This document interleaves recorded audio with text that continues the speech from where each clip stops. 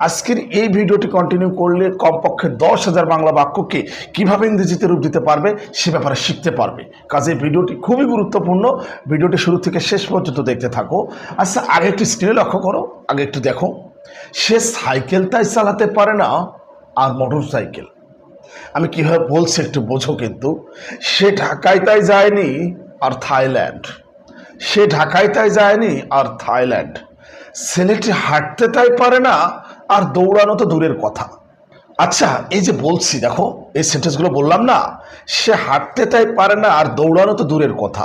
সে cycle তাই চালাতে পারে না আর মোটর সাইকেল। সে বাংলা তাই বলতে পারে না আর ইংরেজি।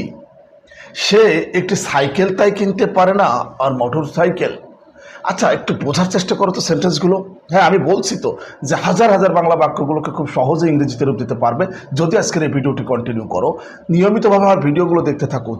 আর যদি আমাকে ফলো না করে থাকো এখন পর্যন্ত, আমাকে ফলো করে আমার ভিডিওগুলো দেখতে থাকো, ইনশাল্লাহ ইংরেজিটা একটা সময় তোমাদের কাছে কোনো ব্যাপারই মনে হবে না।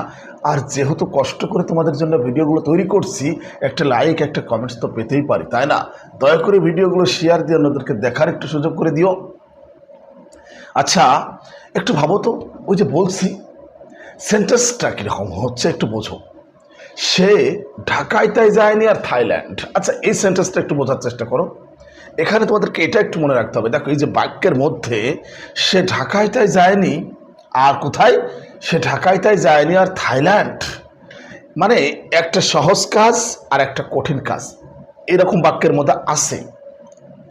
সে বাংলাটাই বলতে পারে না আর ইংরেজি, মানে সে বাংলাটাই বলতে পারে না আর ইংরেজি, মানে একটা সহজ কাজ আর একটা কঠিন কাজ এরকম একটা সেন্স কাজ করছে বাক্যের মধ্যে আছে।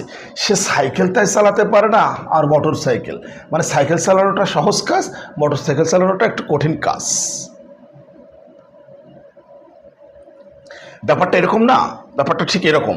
সে সাইকেল তাই চালাতে পারে না আর মোটর সাইকেল। সে বাংলা তাই বলতে পারে না আর ইংরেজি। তার মানে এটা একটু বুঝতে হবে। এটা বুঝলেই কিন্তু সেন্টেন্সগুলো তোমরা নিজেরাই তৈরি করতে পারবে, মানে ইংরেজিতে বলতে পারবে। দেখো, এখানে সহজ কাজটা আগে, মাঝখানে লেট অ্যালোন বসে, শেষে কঠিন কাজটা। সহজ কাজটি প্লাস লেট অ্যালোন প্লাস কঠিন কাজটা, এটাই হচ্ছে নিয়ম। এই স্ট্রাকচারটা তোমাদেরকে ফলো করতে হবে, এটা তোমাদেরকে ব্যবহার করতে হবে। আচ্ছা, উদাহরণ দিলে তো সেটা বুঝতে পারবে।